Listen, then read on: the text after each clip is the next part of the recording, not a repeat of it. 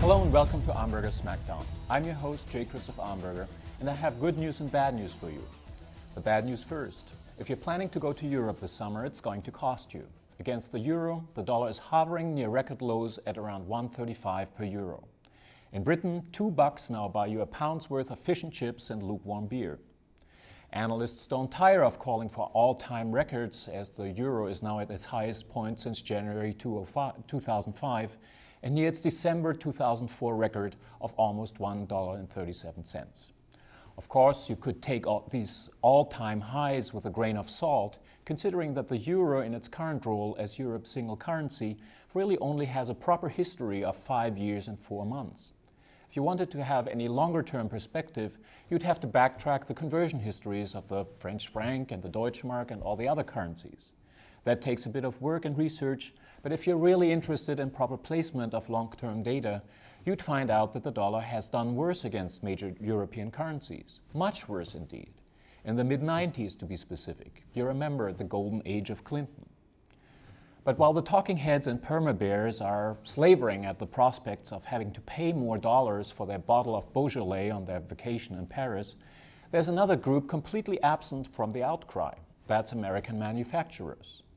Which is quite surprising, considering how vocal these folks were in early 2002, when the dollar was riding high both against the yen and the euro.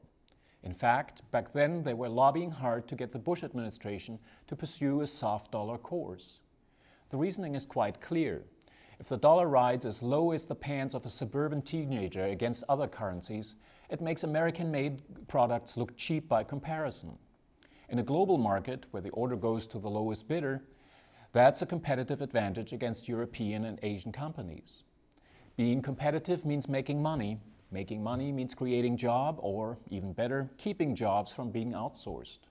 Have you noticed that no Democrat has publicly complained about their dollars buying less euros? My forecast? You won't.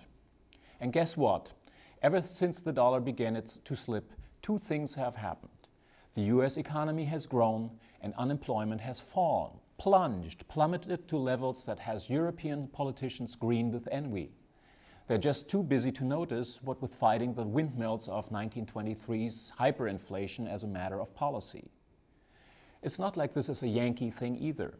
China has built its economic boom almost entirely by latching onto the low dollar and is only reluctantly allowing the yuan to appreciate, biting into its competitive cost advantage. And if you look outside the dollar pegs of the world, you may notice that Japan too is doing what it can to keep the yen as low as it possibly can without cheesing off the G8. So far, its latest effort have resulted in the strongest economic growth in a decade and a half. Expensive imports and cheap exports typically have a predictable effect on a country's trading balance. As the talking bears are telling you to sell your US equities and head for the hills as the dollar is declining against the euro and US real estate is supposed to crash around your ears, the US economy is in good shape. So, marvel of marvels, it's the global economy. The IMF estimates that the world economy will grow by 4.9% in 2007. Global economic expansion that doesn't rely on Joe Sixpack to take out his credit card and spend his European and Asian colleagues out of recession and a low dollar, tends to translate into two things: sustained demand for American manufacturers and a shrinking US deficit. The US trade deficit is indeed shrinking. For February, it narrowed to a 4-month low when it fell 0.7% to $58.4 billion as the balance of trade with China improved and the cost of oil imports fell. The deficit with China in particular dropped 13.3% to $18.4 billion, a 9-month low. Exports to China rose by 6.1%, with imports contracting by 10%. The trade deficit with the European Union fell 2.2%, and the imbalance with Canada by a whopping 29%.